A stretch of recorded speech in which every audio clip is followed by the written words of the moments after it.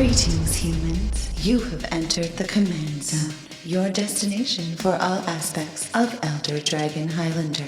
Enjoy your stay. Is it Hanukkah right now? I think it is. Yes. We're in like the fourth, fifth day of Hanukkah? I don't know. Oh, well, then I know what song we should start with.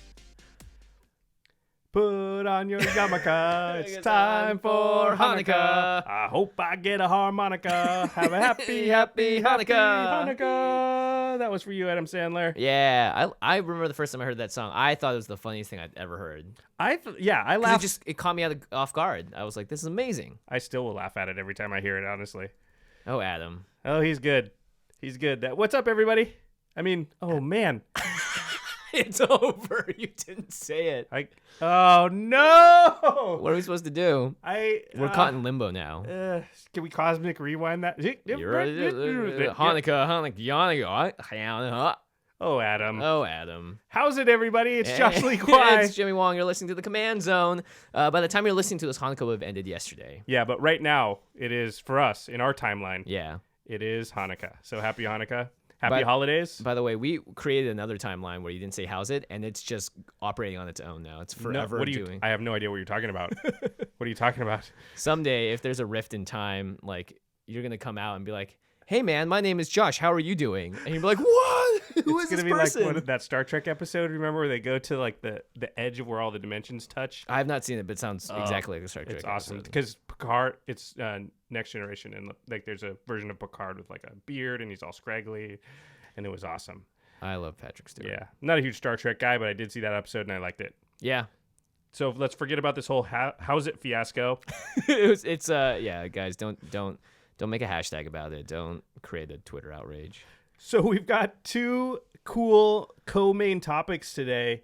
We're going to be talking about our Mizzix decks. So both Jimmy Plural. and I Yep. have built a Mizzix deck. I talked about mine last week a little bit, but we're going to do the thing where we both break down our decks, how they're different, how they're the same, why we made the choices we made.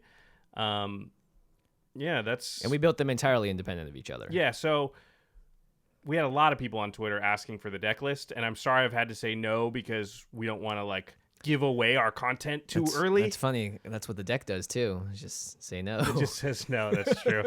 But once you're hearing this, then the deck list will be on Tapped Out, and you can find the link in the show notes. Yep. But our other main topic is pretty exciting, pretty crazy stuff. Yeah, and it's been made official, finally. Yeah, actually just last night. You guys should know also we talked about this in last week's episode, but we deleted it because we wanted to wait till this episode because more information had come out. Right. We wanted to make sure that we were as current as we could be, even though we tend to record a few days before we release. So it's Oath of the Gatewatch spoilers/leaks. They started as leaks. Then some weird information was gathered and some things were mentioned about recoding some things on Magic Online, which got a lot of people. Oh, yeah, that's their right. Investigatory, like, spider senses were tingling. Worth dropped a little hint. It was great. Yeah, and then during the World Magic Cup, I think it was Ian Duke did a big sort of spoiler release. And Rich Hagan. Yeah, talking about the new Oath of the Gatewatch. Colorless mana, the new basic lands. Wastes, yeah. Called Wastes. So we're going to go over that, and we're going to talk about the implications and how all that's going to work, and we're going to talk about the other cards that have been leaked, because only a couple of cards have actually been spoiled, quote-unquote, by Wizards. But now that we know how everything works, we're going to just take a first look. Yeah, and also there may be new spoilers because the World Magic Cup goes through Sunday, I believe. Good chance. Or Saturday, so there's a good chance we'll do more spoilers tomorrow. We won't be able to talk about those, but I think we are going to cover the majority of what's really important about the big change. And it's not really a change either, but yeah, it'll be interesting. But first, Ooh. There's a bunch of you who entered the book contest from Del Rey Spectra. We're giving away copies of the Elfstones of Shannara. We're going to give away 10 copies to be exact. Del Rey very generously has donated these books, and they're going to send them to the winners. Del Rey, by the way, killing it. They're always giving away books on our show. Yeah, so. It's great. Like they're kind of our first original quote-unquote sponsor to sort of help, be a part of the show, which is really sweet. And it's great because it's not specifically Magic related, and it's always an end step. Yeah, that's true. Anytime. We just look at the library. If you don't know, that's what happened is we mentioned a couple books on the show, and then we happened to mention one by Del Rey, and they happen to have a Commander playgroup at Del Rey Spectra. That's pretty sweet. And they heard it and were like, that is awesome. Why don't we give away that book you talked about? And then the rest is history.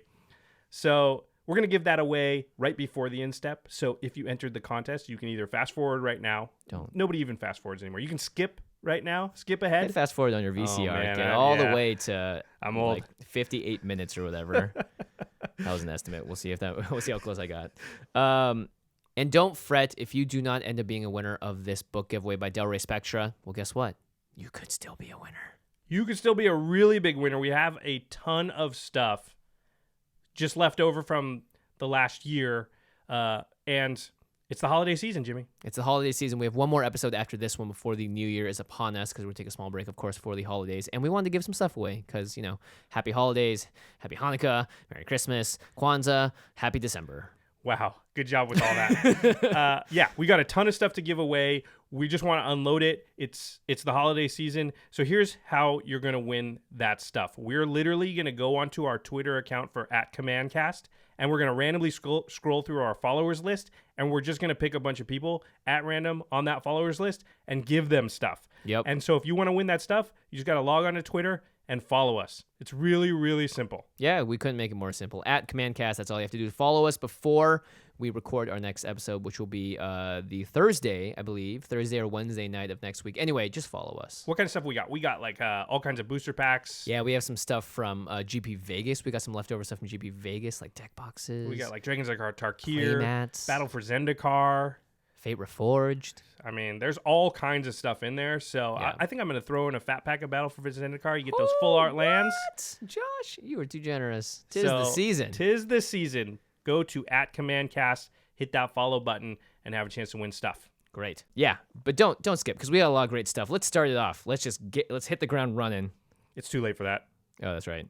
How's it going? My name is Josh Lee Kwai, and we are going to talk about Oath of the Gatewatch. So, how crazy is this? It's pretty crazy. We have a new Wasteland. I Not a wish reprint. I wish they hadn't named it that specifically because we already have Wasteland. Yeah. But okay, yeah, it's a land called Wastes. And it looks really cool, by the way. Well, for one, they're full art. There's two of them we know now. We only had one leaked before, but when they spoiled it on the World Magic Cup, they showed us two different arts.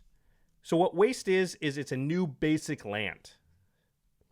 That means it can be. That means you can tutor it out with a Evolving Wilds. Or a Terramorphic Expanse, or Cultivate, anything that says go get a basic land, you can go get one of these Wastes. And the Waste produces what we now know is colorless mana. But it looks a little different. So there's a diamond symbol. So where normally a forest would have the forest symbol, the Wastes have a diamond-shaped symbol. And we now know that this is the new symbol for colorless mana. So this gets a little complicated, but what's happening is they're basically retconning all the old Magic cards. Any Magic card, that's come out before, including like Soul Ring. So Soul Ring's a good example. You want to explain it? Yeah, so Soul Ring reads one colorless mana to cast, and you can tap it. It's an artifact to generate. In the past, it would just say 2 inside a gray circle, which means add 2 colorless mana to your mana pool. It's been retconned now, so now it reads tap, add, diamond. So think of it this way. It is essentially, the diamond is no different than the forest symbol or the mountain symbol or the blue drop for, blue. It's what it means to be colorless now. Yep, that's exactly it. So some cards, and this is where the next spoiler comes in, actually require specifically colorless mana. Yes, and we only know of one right now. But we're assuming there will be more. Yeah, and from what Ian Duke said on the World Magic Cup stream, this set's gonna sort of revolve around it. There's gonna be some stuff in Oath of the Gatewatch that's gonna focus on it. I don't think it's gonna be absolutely necessary to have a deck with it, but I think it's gonna play into limited a lot. Yeah. So the new card is called Kozilek, the Great Distortion. Insert like staticky effects and some bees apparently. Terry, you probably can do better than what we just did.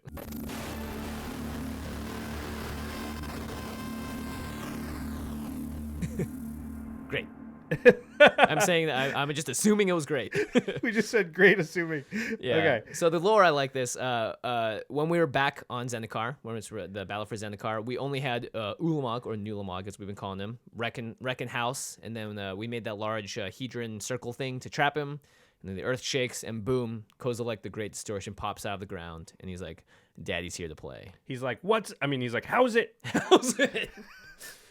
Would you play this card, Josh? Well, let's read it really quick. It's 8 diamond. So that's 8 mana of any color or 8 generic mana, and then 2 mana that are specifically from colorless sources. Legendary creature Eldrazi is a 12/12. When you cast Kozilek, the Great Distortion, if you have fewer than 7 cards in your hand, draw cards equal to the difference. Also has Menace, so it must be blocked by at least 2 creatures. And then you can discard a card with converted mana cost X, counter target spell with converted mana cost X. And that's really cool. I think it's one. I don't think this effect, if it has, then I just don't know my Magic history. But this hasn't really existed before. I think there's an enchantment that does this. They discard a card to counter a spell with the same converted mana cost. Does exist on a couple of cards in a couple of different ways, but it's all packaged in this. I mean, you're going to have 7 cards in your hand, at least. And this is Commander. We often have 27 cards in our hand, which means if that's the case, you probably can counter anything at the table. Yeah, which is interesting because then you don't really care about the top ability because you'll just have a bunch of cards and you'll play Kozilek and pretty much assume a pretty solid amount of control because, I mean, you could already just have normal counter spells and you can play that. And something else, you're like, oh crap, I can't counter that, but it's 2 mana and I have all these 2 mana spells. I'll just discard the card. Yeah, I mean, even if you're not in a dedicated counterspell deck, or even if you don't even have a single counterspell in the entire deck, you probably have a good chance if you have 20 or so cards in your hand of just being able to counter almost anything. Which is really interesting. This creature is very powerful because it's a 12/12. Clearly, it can bash face in, but it doesn't have what we've come to know for Eldrazi in the past, which is indestructible, right? Or just evasion. Like when it enters your graveyard, you can't. It doesn't force you to shuffle it back into your library. Yeah, that's true. Which is actually one of the things in EDH we love about the Eldrazi in particular is that graveyard shuffle ability because it means you can't get decked or it's harder to deck you. I could totally see Kozilek being great in like a mono black deck that wants to put things into the graveyard anyway because there's so many mana doublers there. Yeah, true. And if you're just going to discard cards to counter spells and then pop them right back out, that's actually pretty interesting. I mean, Kozilek could be an entire deck. Yes. He is a legendary creature. And one of the things we should say about Wastes, the land, is that it was a little bit difficult before if you wanted to run, let's say, Karn or the old Ulamog or Kozilek or the new Ulamog as your commander because you had to cobble together your mana base in this weird way. And you couldn't play a single basic land of any type. Right, which means you couldn't play all the things that go get basic lands and stuff like that. And you had to just sort of get Ghost Quarters and stuff like that and build your mana base that way. Blood Moon would hose you. Yeah. Well, actually it wouldn't, right? Because you're colorless for everything. But Blood Moon essentially would target every single one of your lands in the past. That's true. That's a good point. It would turn them all into mountains and you don't maybe care. It's a beautiful world, but... Yeah. But things like that destroyed all non-basics and things like that would definitely hose you. Yeah. So now you can put Wastes in your deck and it's easier to build that mana base. I think that's a real boon for Commander players specifically. Yeah. Another thing to note is Kozilek's casting cost is 8 and then diamond. I guess I'll call it diamond or just a colorless mana by a waste, 8 waste. And 2 colorless. And 2 colorless, yeah. The reason that it's not just 10 diamond symbols is because, and again, this is the first card that does it. It's like they don't care. In older cards, when it says 8 of any color in the circle or whatever, it means you can use any mana of a color to make it. Yeah, correct. So let's say, we're going to talk about Mizzix later, but Mizzix casting cost is a blue, a red, and 2 colorless. That's not actually how we're going to say it anymore because it's not 2 colorless. It's 2 generic. Generic, yeah. So it's a red, a blue, and 2 generic. So the 2 is actually 2 mana of any color. It could be colorless. It could not be colorless. Kozilek, on the other hand, is 8 mana, 8 generic mana, and 2 colorless specifically. Yep. Yeah. This is going to change a lot of things. It's actually not going to be that difficult, I don't think. But it's hard. It's sort of when you talk about it, it'll make it sound more confusing, I think, than it is. Basically, colorless mana can be specifically required now, whereas before it never really was. Yep. And I think that actually adds a lot of space in the design space too, because it's like, cool, now we can actually make colorless spells have a second layer of depth. Yeah, you it's people have said it's like a sixth color, and I think it's like a half of a new color. Yeah. So it's like we have 5.5 colors now. Yeah. Because I doubt they're going to just be doing this every set either. Mm-hmm. There's a good chance it's only an Oath of the Gatewatch, and there is Shadows over Innistrad, and we think there's a good chance that the Shadow over Innistrad is Emrakul, because it seems weird if you have Does it an look like a Ulamog giant set. spaghetti monster? Yeah, the giant spaghetti shadow. Yeah. It'd be weird if you had an Ulamog set, a Kozilek set, and then never had an Emrakul set. I want a new Emrakul. I want one that's not banned. Come on. So Emrakul, there's a good chance it shows up in Innistrad. So there's a decent chance we get Diamond Mana, I don't think so. going down the line. So this is just, I don't know. The sky's the limit. It could be in every set from now on. It could just be in a few. I think probably it'll pop up once in a while, but it's not going to be like every single set they have some colorless mana requirement stuff. Well, it makes drafting it really hard, because what we've learned also is that you won't just be able to go to a land station and pick up wastes. Yeah, that's really, really interesting, because the way that limited will work, even though waste is a basic land type, normally you build your deck with no lands, and then you just go, if you're at your LGS, and you go to the land station, you put in as many mountains and forests as you feel like, or if you're online, you can just create those out of thin air. But wastes don't work that way. You actually have to draft them. And they were told that the waste will be in the common slot in the pack, and there's 2 different ones. So basically you have twice as many as you could get as if there was just one common. So they'll show up twice as frequently as any given common. Yep. And not to fret, they'll have a lot of other non-basic lands in the set that are at common or uncommon, similar to what they had this set, that can tap for a waste, a colorless. So if you go back and look at Kozilek's Chandler, that card actually reads tap, add, waste. Yeah. Or add 2 really colorless. Good point. In fact, we have a land here that has been leaked. It's called Mirror Pool. It's a mythic land, but it does tap for diamond. Mirror pretty Pool, cool. Yeah, this card's pretty crazy. Mirror Pool enters the battlefield tapped. You can tap it to add diamond to your mana pool, so add colorless. Or you can pay 2 and a diamond and tap and sacrifice Mirror Pool and copy target instant or sorcery spell you control and choose new targets for the copy, so it forks one of your spells. Or you can pay 4 and a diamond and tap and sacrifice the Mirror Pool and put a token onto the battlefield that's a copy of target creature you control. So it clones one of your own creatures. That's a land. Yeah, that's a land. That's insane. There's a reason it's mythic. This really brings up an interesting question for Commander specifically, and I don't think we know this yet. How will the diamond symbol interact with the Commander rules? I believe it won't change. Oh, as in like when it dies and you have to No, cast it I mean again? right now, if I want to have a land in my deck that produces green, I have to have green in the casting cost of my commander. If I want to have a land in my deck that produces diamond, do I need diamond in the casting cost of my commander? I think probably not. Probably not, because it's been retconned so much that it just means that, like, look, this is colorless mana and it's used specifically for color stuff. But in general, if your commander, by the way, is like one of the new spoilers, like Eiley, the Eternal Pilgrim, you don't need to have it. I think you should still be able to play wastes, and It'd be an interesting way to like sort of semi-ban Sol Ring. Oh, that'd be interesting. I mean, the French rules already ban it, but that could definitely be, Because it would be like if it had a blue symbol in its text box, you couldn't put it in a deck that only had red, but then green. you'd have to start banning like Thran Dynamo too, right? Because that's you'd be ban. It wouldn't be banning. It'd be like, sort of like soft banning, because they'd still be allowable in like a Kozilek deck. right, or a deck that had colorless mana in their casting cost. Yes, exactly. We don't know. There could be creatures that are like a blue and a diamond and 2 colorless. Yeah. Oh, gosh, there's so many random things that are going to pop up here. It will be interesting to see. I think, though, because the commander just costs 2 colorless mana more to cast, or 2 generic mana, that you should be able to play a waste every time it gets, killed or whatever. Yeah, I don't think there's been an official ruling on it yet, and I believe they probably won't change how colorless mana works in Commander, so you should be able to put diamond-producing mana into your deck, even though you don't have diamond in your general's casting cost. Mm-hmm. But we just don't know at this point, I don't think. Should we talk about the 2 other general leaks? Yeah, let's do it. Quote general. So Eiley, the Eternal Pilgrim, was leaked. It's a white-black legendary creature, core cleric, and it just costs 1 white, 1 black, so WB. And it's a 2/3 with Death Touch, so that's actually pretty good already. Pretty good. Yeah. This card is really powerful, I think. You can pay 1 generic mana to, sacrifice another creature, and then you gain life equal to the sacrificed creature's toughness. So again, you don't have to tap her to do this. This is just a sack outlet on a stick.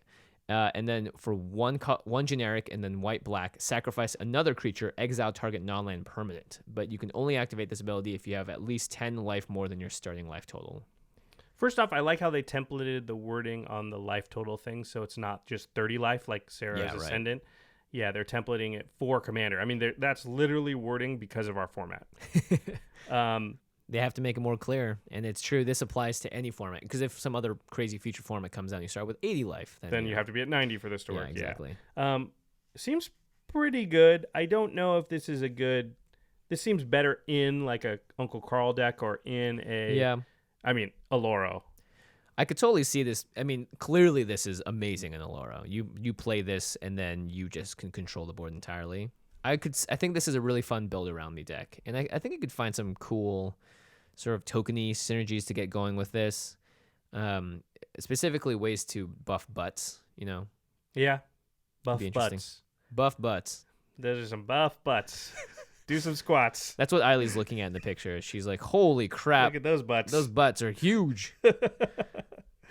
There's another legendary creature. It's in Russian, but we have a translation, luckily. Thank goodness. It's Mina and Den Wildborn. 2, a red and a green for a 4/4. So 4 mana, 4/4, elf ally, legendary creature. You may play an additional land during each of your turns. Well, that's pretty good. Mm-hmm. And you can pay a red and a green and return a land you control to its owner's hand. Target creature gains trample until end of turn. So that's like a landfall mechanic enabler. It's an Omnath. This goes in Omnath for sure. The new Omnath, not the old one. Definitely. This also goes in the legendary god, red-green god as well. Oh, Xenagos? Yeah, Xenagos. Xenagod? I mean, it's just kind of... Because it gives trample? It gives trample, yeah. And it combos with itself, right? You can return the land. You can tap the land for mana and tap another one, return it, and then play that land again if you've already played a land, you know. So there are ways to have a lot of really cool shenanigans with this. As a build-around, this... I don't know if there is enough stuff to make it work. There's quite a bit of landfall now. It's going to be an aggressive deck. It's going to be more of a 1-on-1 or a 3-player deck, but it might be possible. You know Craig's going to make this an infect deck. You know it's going to happen. Well, that's like predicting that it'll be sunny tomorrow in Los Angeles. It rained today, Josh. I know, but tomorrow I bet it'll be sunny. We are in an alternate timeline. I don't know if you realize this. I stop talking about that. That did not happen. That's true.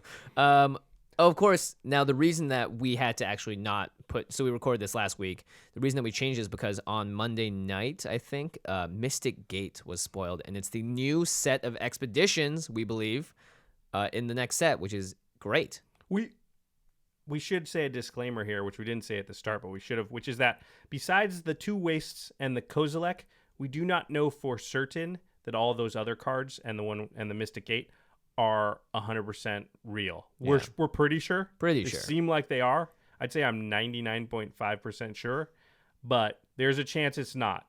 This totally makes sense. I would be very surprised if it's not, but we should say that disclaimer. Yeah. Okay. So onward. Mystic Gate is a filter land. We've talked about these on the show before. I wanted these to be reprinted in the Commander 2015 product, and you got them. I called it. I was like, yes. It makes no sense. These lands are rising in price for no good reason, and they're very good. They're great for our format as well.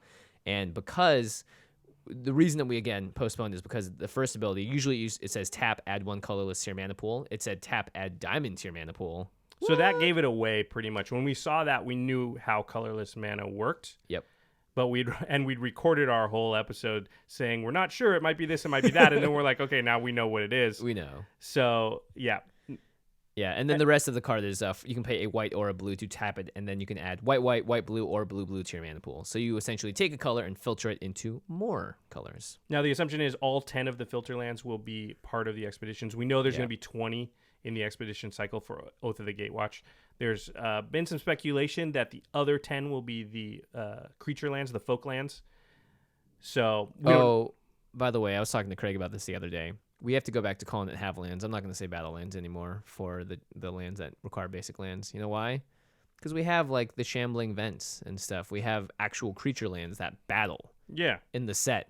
And for some reason, we're calling the Havelands battle lands when they Hold on. You were calling them battle lands? Because I never did. You know what, Josh? in my alternate timeline, I have betrayed the Command Zone trust. Damn that alternate timeline. Yeah. I'm never going to live it down. Because I'd say have lands, and someone look at me and be like, the lands that require you to have 2 basic lands. They're like, oh, you mean battle lands? And No, I do not mean battle I do lands. not.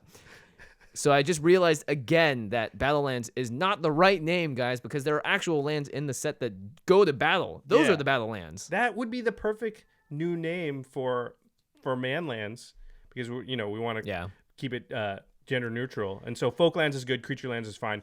But Battlelands would have been the perfect name, but people are just, I don't know. Stubborn. I don't know what's up. Stubborn. I don't know what's up. Well, we'll do one of those online petitions. I hear those work. Those work every time. Yeah.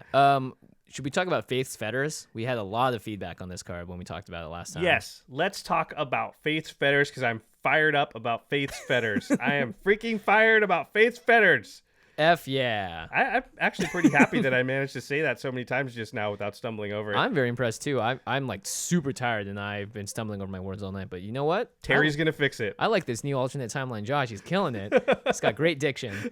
So this was in the Calamity deck, and we said it was not one of the best cards in the deck, and we got a lot of response on Twitter and a YouTube lot of people were like, stuff. Faith's Fetters, you guys are wrong about that, or you're underestimating it, or whatever. No, this card is not good. I'm going to read it. It's 3 and a white. Enchantment Aura. Enchant permanent. When Faith's Fetters enters the battlefield, you gain 4 life. Sold. Enchanted permanents' activated abilities can't be activated unless they're mana abilities. And if enchanted permanent is a creature, it can't attack or block. So it's pacifism. Well, it's really arrest. Yeah, rest, pacifism. Arrest plus 4 life. It's 3 and a white. All right.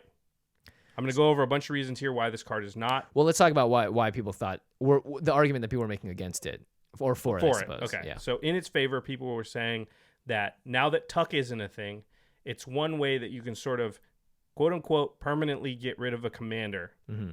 Because if you kill it, it goes back to the command zone. They just cast it again.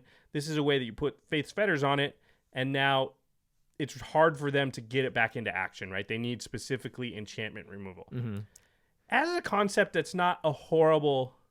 Well, it makes a lot of sense, especially if a deck can't remove enchantments. Then, yeah, Faith's Fetters' value does go up significantly. Right. So against a red deck, In theory, it's fine. And you know what? The card is actually fine, but fine's not good enough for us. We want good cards. We don't want fine cards. And here's a bunch of reasons why I still think it's bad. 1, sorcery speed. Yeah. Sorcery speed is not good. That means, and a lot of people are like, it's really good against Voltron commanders. You can never hit a Voltron commander with anything sorcery speed. I don't know, unless the people you're playing are just not doing it right. Because I've never seen a good Voltron player just play out their Voltron commander with no protection for it. Yeah, it's true. They always play Lightning Greaves or Swiftfoot Boots or something that gives it Shroud. And if they don't have those things, they don't play out their general yet because they know their whole deck doesn't work without it. And in the one case that you do, Faith's Fetters, their guy, because they didn't put any protection on it, they'll learn to not do that again, right? Or they have a sacrifice outlet because they're smart players. Or they have some way to bounce it back to their hand. The other thing... Or they just counter it. Or they counter it. But that applies to anything. The other thing is, it doesn't stop a whole slew of commanders. It doesn't do anything to triggered abilities. Yeah, and that's really the big one. Activated abilities is one thing, and I think that's one of the things I learned when I played more and more Commander is like, oh, I need to really understand when an activated ability is killing me and when a triggered ability is killing me. And very often, triggered abilities are what's killing me. I mean, you can just start to list really strong commanders that have triggered abilities and don't care about Faith's Fetters. Nekusar, Carador, most of the XP guys, the new guys that everybody's going to be playing, like Mizzix doesn't care if you cast Faith's Fetters. Azuri doesn't care if you cast Faith's Fetters. They are just going to do their thing. They're still going to trigger. Marin doesn't care if you cast Faith's Fetters. Mazarek doesn't care if you cast Faith's Fetters. Like, their triggered abilities still happen. So then, what do we got? We got a 4-mana removal spell at sorcery speed that only hits maybe like a third of the commanders out there. This is a bad card. I'm sorry, people. It's a bad card. It also costs 4 mana. It's like, you could do better than 4 mana, guys. Path to Exile Swords. is 1 mana and instant. Both of those are in the same color. Stasis Snare, Oblivion Ring, costs 1 less. One of those has instant. And it doesn't stop mana abilities either, so you can't get rid of a Mana Rock or something like that. This is a meta call. If you think that Faith's Fetter is going to kill it in your meta, like, go ahead and play it until the point it stops working, because it is something, like Josh is saying here. I mean, eventually, if people really kind of see what's happening and be like, oh, I can avoid this, they'll start to avoid it. It's really easy. They just need a high market, a Phyrexian arena, a Phyrexian altar. By the way, High Market was reprinted in Commander 2015, so people will have an answer to it, especially the next generation that starts playing Commander with these new decks. So I mean, every deck can have High Market and probably should, especially if you're really relying on your commander. I've tutored for High Market before. And just think of, so here we go again. Think of some of the commanders that don't have triggered abilities, they have activated abilities. How many of those are sacrifice style decks like Prosh? Oh, yeah. You're thinking, oh, Face Fetters, that's great against Prosh because I don't want Prosh to die and they cast him again. Prosh has 1 million sacrifice outlets in that deck. Yeah. So Face Fetters does nothing. It doesn't do what you want it to do. They just sacrifice Prosh. So Prosh is so powerful. How many of the decks that... So now we're down to like, what, 25% of all commanders that Face Fetters works against? It's just... Sorry, I had to go on this tangent because it's frustrating me. This card is not that good. In general, I think you want flexibility with cards, and Faith's Fetters doesn't provide it in a number of different ways, and we've expounded on those. Run Nevermore. Sorry, guys. Ooh, Nevermore is great. Nevermore's going to be way better. If you want to turn off a commander, run Nevermore. You want to know a card that really everyone should run instead of Faith's Fetters that is probably going to affect everything, not just the commander? Torpor Orb. Yeah, Torpor Orb's great. Like that's the kind of card I'm looking for, you know. If I want to shut off somebody's deck, yeah. Torpor Orb will probably do it. Yeah, and like at the end of the day, you're playing against 4 people. If you're just putting Faith Fetters on one thing, sure, you're 1-for-1ing yourself, but like again, there's a lot of ways that they can get out of it. They can slip out of it. It's not like Path to Exile where you have a very specific, precise opportunity to take something out at an efficient cost. So yeah, it's not good. All right. It is fine. It's fine. It's not good. It's not good. All right, we're going to put the soapbox away. We're going to get yelled at. This is going to be awesome. That's at Josh Lee Kwai. That is my Twitter. At Josh Lee Kwai. You can go ahead. Just send it my way. Josh calling all y'all out. I'm just go ahead. Send it my way. Love this new Josh. It's coming. It was coming anyway. That was, you know what? I think we're in the right timeline. That's old Josh. That is normal, regular Josh. There's only one timeline, Jimmy. It's true. All right, let's made me really sad. I was thinking about like the Doctor, and I was like, man, Doctor Who has a lot of timelines. I want to. What if he came over here, man? Like hung out with us? And I said, how's it in all of those timelines? Yeah, exactly. Of course. We abolished the ones that he didn't say it in. All right, Mizzix of the Izmagnus. Every single time, Josh, I type this person's name into Google or into Tapped Out, I write it incorrectly because Izmagnus just makes no sense to me. I'm thinking like Niv Magus because that's a card. Niv Magus Elemental. Like, I can't do it. Niv Magus. It's everything. I can't do it. Ixmagnix. I did some crazy stuff in the past too. I always want to switch the X's and the Z's so it's mixes. Mixes. But that's not right. If it's French, it's Michi. Michi. Yep, because that's what all French people do. Honking. So we've talked about this card before. We both think clearly that this is one of the most powerful commanders you can build around, although they're all very powerful. I thought Izuri was the most powerful of the new. I was wrong. It's Mizzix. I was right. I did it. You were right. I'm loving this timeline. You were right. I'm going to keep saying that. Okay, so let's read the text. Mizzix of the Izmagnus is 2 colorless, generic color, and a blue and a red for a 2/2 legendary creature, Goblin Wizard. Whenever you cast an instant or sorcery spell with converted mana cost greater than the number of experience counters you have, you get an experience counter. You get an experience counter. You get an experience counter. And instant and sorcery spells you cast cost 1 less to cast for each experience counter you have.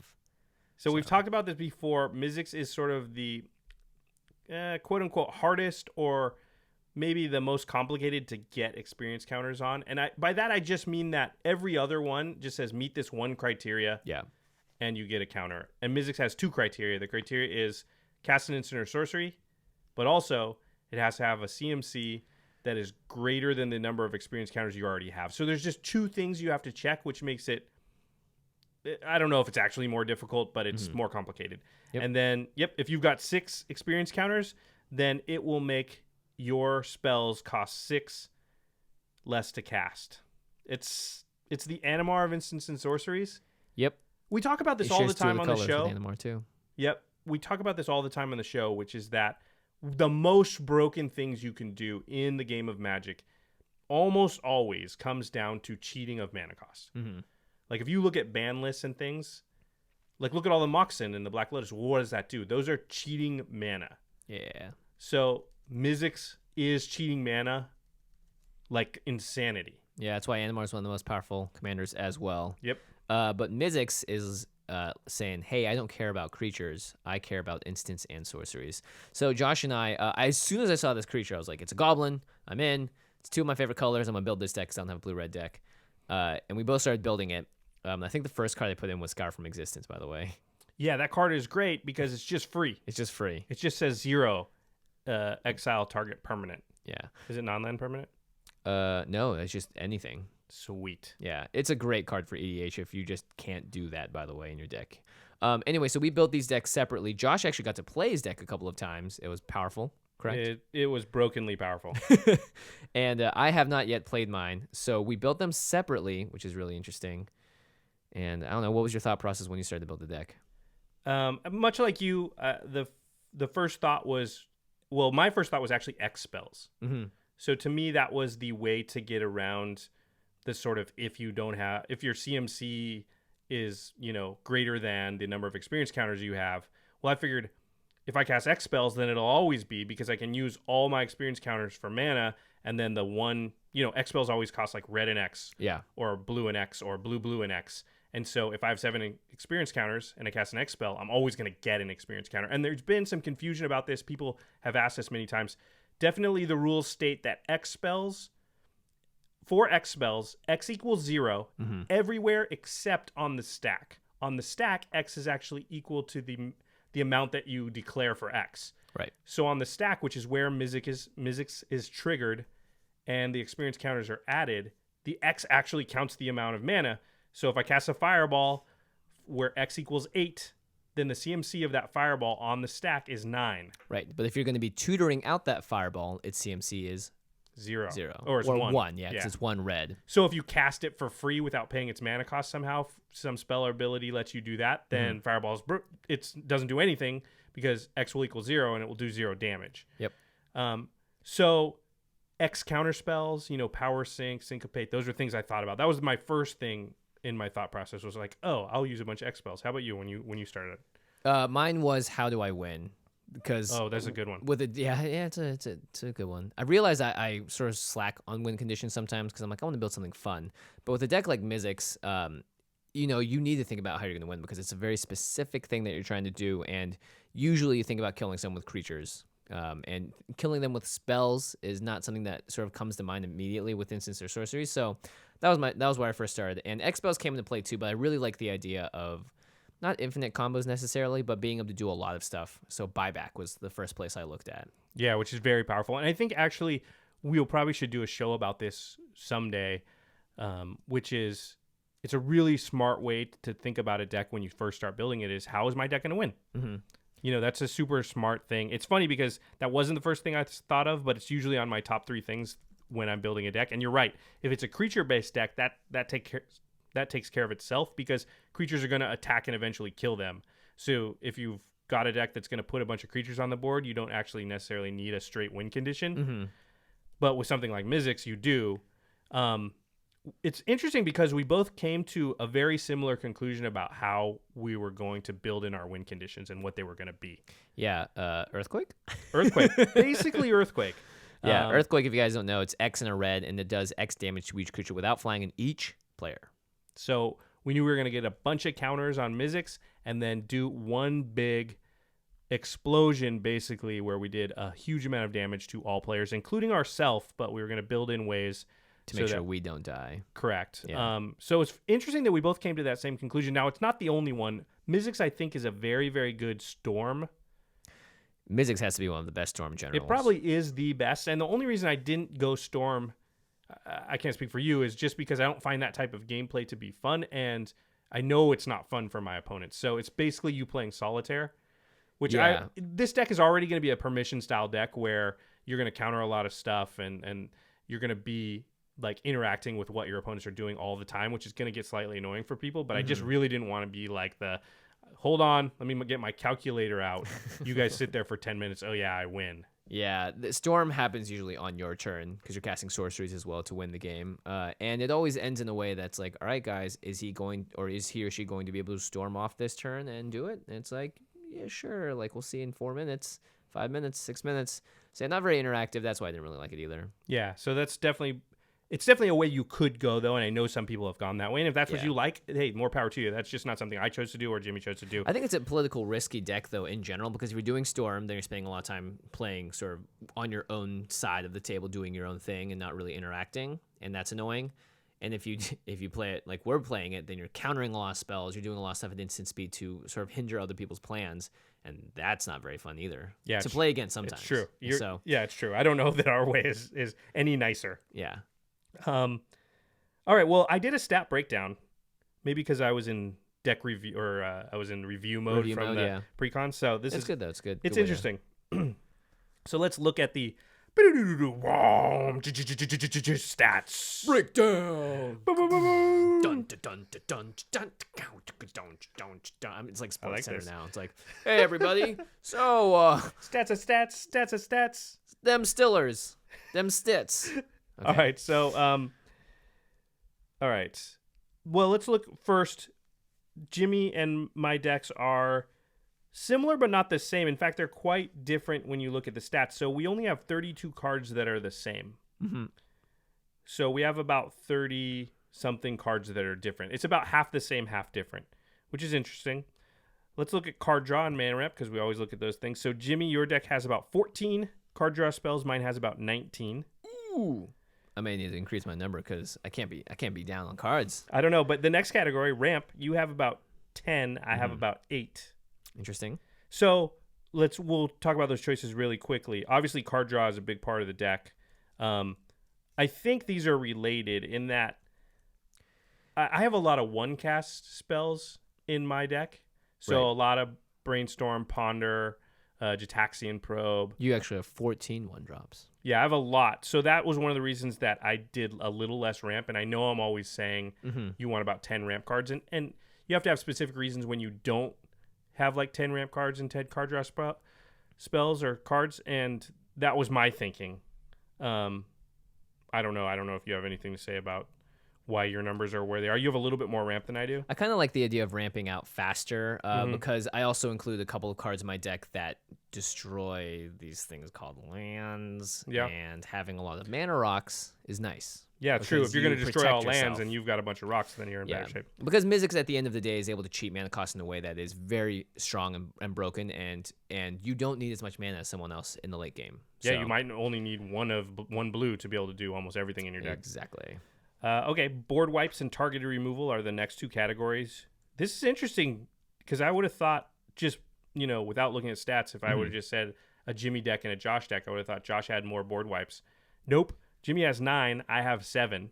Yep. One is a massive oversight on my part, and when I saw it on your list, I was like, oh, I have to put that in my deck. Oh, really? I love that. And I'm stupid for not doing it. So there's a few on yours that I'm like, dang, I need to do that as well. Thank you for improving my deck, Jimmy.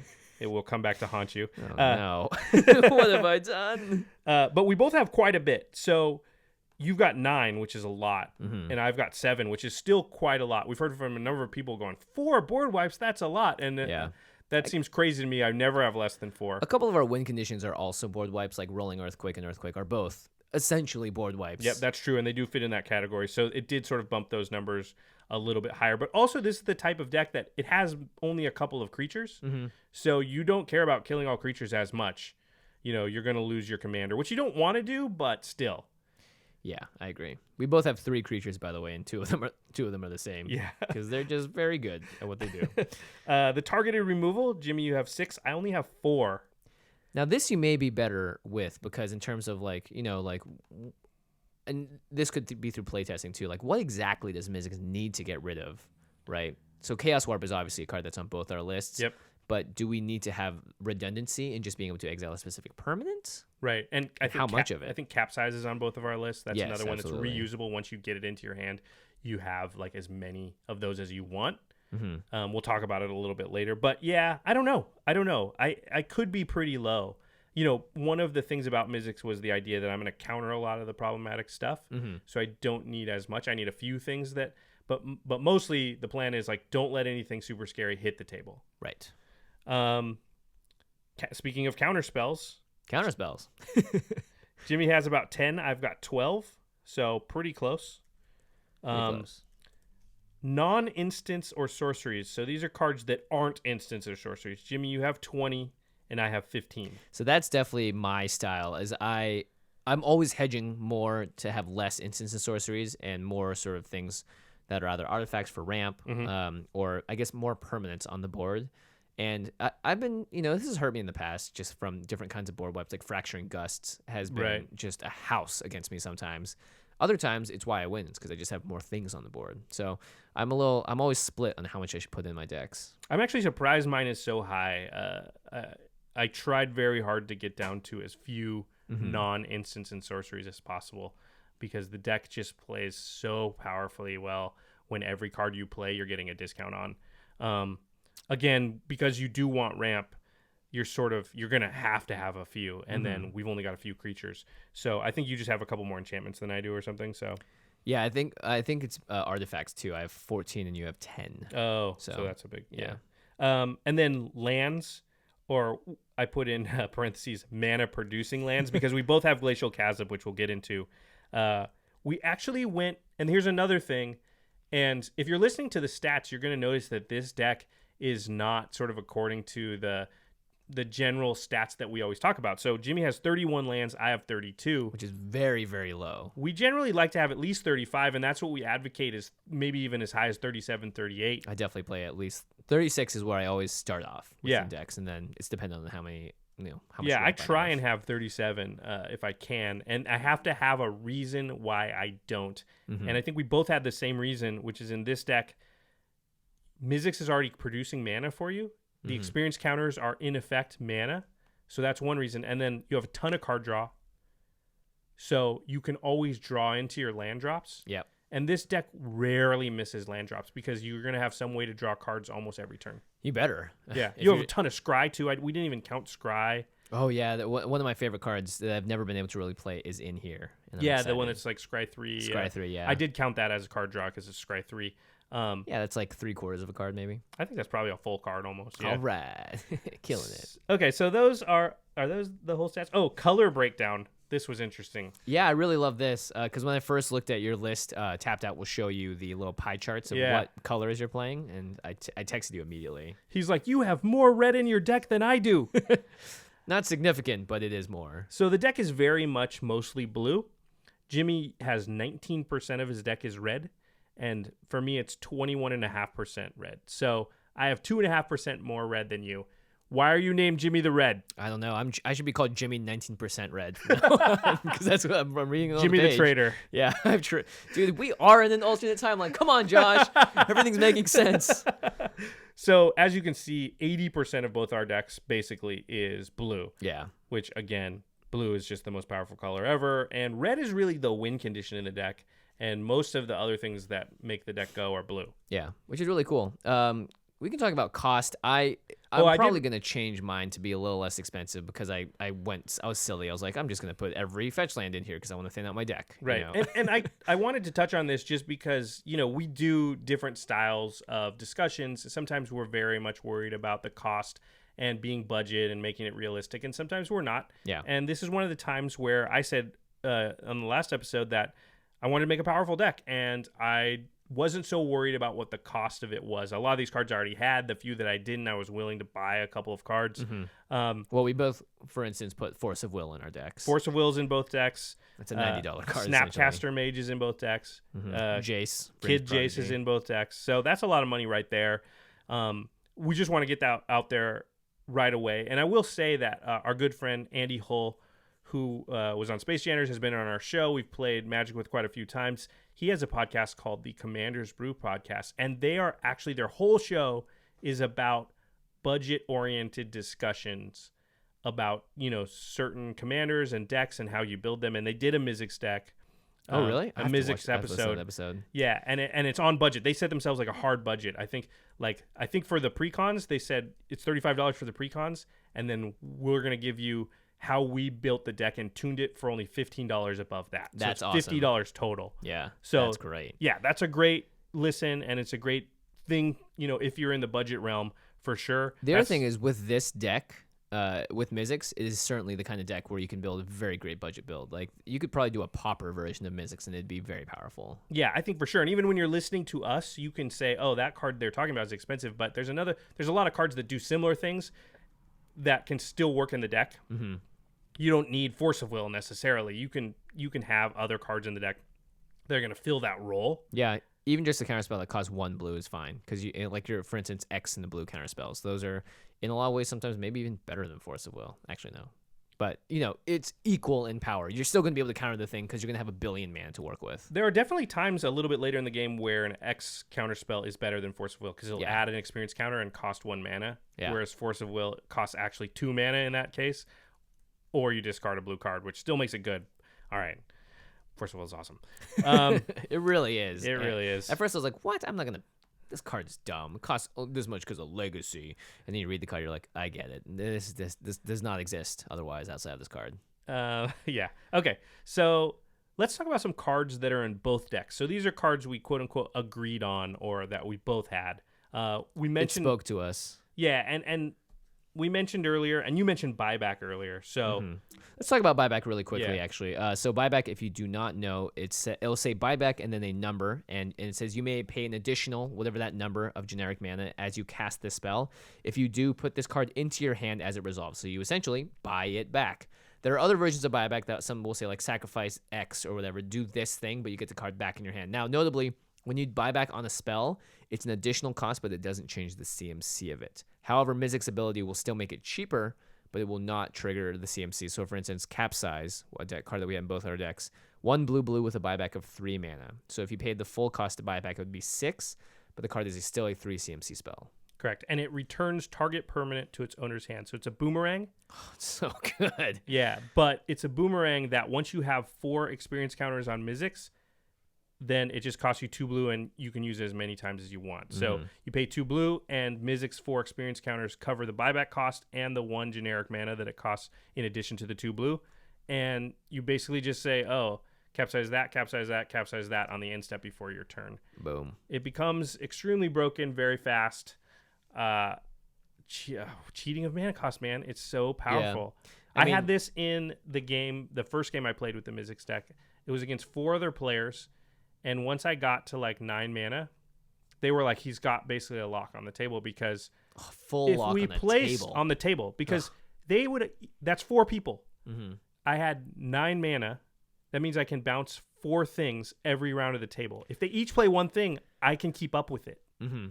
If they play less than 1 thing or stuff that I don't care about, then I can actually get ahead. And if they don't play stuff, I can bounce their lands. Yeah, that's brutal. I mean, this works so well because it's like, hey, I'm going to, I play my commander. My deck is based around my commander. It's like you don't get to play your commander. Yep. Because that's the one card you can just continually bounce. Yep. It Capsize is totally busted. So even more busted is the next card. So this is another buyback card. It's Reiterate. It's essentially the red version of Capsize, right? It's the buyback version of Fork. Yeah. So it's 1 and 2 red. Exact same casting cost though. With 3 buyback. Yeah, exactly. And it says copy target instant or sorcery spell. You may choose new targets for the copy. So it's Fork with buyback. It costs the exact same as Capsize. Reiterate leads to some infinite combos, specifically with like Reset. And Lightning Bolt. Yep. Well, Reset in anything. Yeah, anything that does damage. Yeah, that you can afford to pay basically over and over. Because what you do is Reset untaps all your lands. You just reiterate it infinite amount of times, and with infinite mana, you cast your damage spell like Lightning Bolt, and then you reiterate that infinite amount of times. Yep. Yeah, so that's an infinite combo that's actually fetchable with Firemind's Foresight. I know it's in your deck. I don't have the full combo in my deck. I don't have Reset. I had to put it in there because I was like, you know what? I don't go infinite often enough. Yeah, I actually have Turnabout in my deck, but you can't fetch it with Firemind's Foresight because it costs 4 CMC, but still. So I do have that combo in the deck, but I don't have it. I don't have it so that you can tutor for the whole thing all at once. Yeah, I feel like on EDH Rec for this deck, these cards that we're naming here are, I think you're going to see them at the top of the list. They kind of make the most sense, especially this next one, Tezzeret's Gambit. One thing we haven't talked about this episode is Proliferate. And so Proliferate takes a permanent or a thing that has counters on it, and you get to add another counter on it. Or, if it's -1/-1 counters, you get to put another -1/-1 counter on something.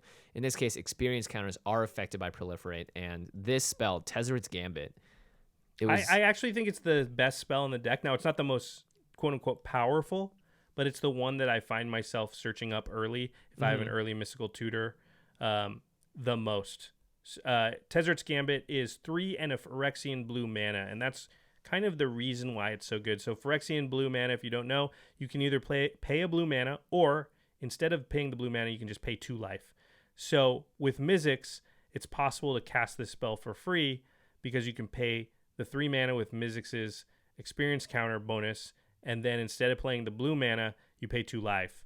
And then it says draw 2 cards, then Proliferate. So it always adds an experience counter. Yep. Sometimes 2. Sometimes 2. Very often 2, because very often you have 3 experience counters on Mizzix, and then you play Tezzeret's Gambit because it's free. Because it has the 3 counters on Mizzix, so you pay the 2 life, and then it's a 4 CMC, so it adds an experience counter, and then it proliferates, adds another one. So you go from 3 to 5 experience counters for 0 mana. Yeah, which is insane because that is the version of ramp on experience counters. It's like playing a Soul Ring for free, essentially. Yeah, that's a really good way to look at it. It's like ramping your experience counters, and then you draw 2 cards for free. So it's draw 2 cards, add 2 experience counters very often. Yeah. To Mizzix. Hold on, you pay 2 life. It's you do pay 2 life. Completely free. This card is very cheap and should go in any deck, any Mizzix deck, basically. I like this card in a lot of decks in general. I mean, proliferating. If your deck can do something with that, then that's great. Freaking go for it. Brainstorm. This is the ultimate starter offer, I would call, for Mizzix, right? You want to cast Mizzix and have Brainstorm in hand because this is you being like turning the key in the engine, right? Because you have 0 experience counters, and Brainstorm is probably, outside of Ancestral Recall, which is banned, the best 1-drop instant blue spell you can play. I think most people would say that it's the single most powerful legacy legal spell. Yeah. Which is the most powerful format. Obviously not counting Vintage, which nobody can afford to play. Anytime Wizards prints where it's draw 3 cards on a card, it's going to be powerful, even if there's a drawback. In Brainstorm's case, it's actually kind of not a drawback, depending on how you're playing with it. Draw 3 cards, then put 2 cards from your hand on top of your library in any order. Lots of EDH decks there care about what's on top of your library. Jaleva, Narset. Yeah, it's also, you don't have to put any of the cards you drew back on top, so you can do things like they play a discard spell. Like, it's a lot of times it's in response to something like a Thoughtseize. In other formats, we don't see that as much in ours, but you can hide or stash cards with Brainstorm, so you can sort of hold it, and then if something happens, like the Wheel of Fortune, you can go, oh, I can at least put 2 cards that are currently in my hand on top of my deck, and so that I can keep those when somebody Wheel of Fortunes, things like that. Also, it's just 1 mana, instant, adds a counter to Mizzix, draws you a card, so you're not down on cards for adding that counter. These types of cards, so powerful in all formats, and usually in our format, Brainstorm is like okay but not amazing because its impact is not so great. But in this deck, it's one of those things that it just gets you going. It's like that snowball just starts rolling downhill, and Brainstorm is the snowball right at the start. Yeah, not to mention if the cards you put on top of your library aren't good and you have a fetch land, great. That's how you shuffle your cards away and get a fresh chance to look at more cards. Or if you have Oracle of Moldiah out in the deck that plays green, you can put your lands on top and start playing them off the top of your deck. Yeah, really smart. Really crazy. That you put a bunch of even the off-color fetches. So, like, you put Polluted Delta, even though that fetches black and blue. Right.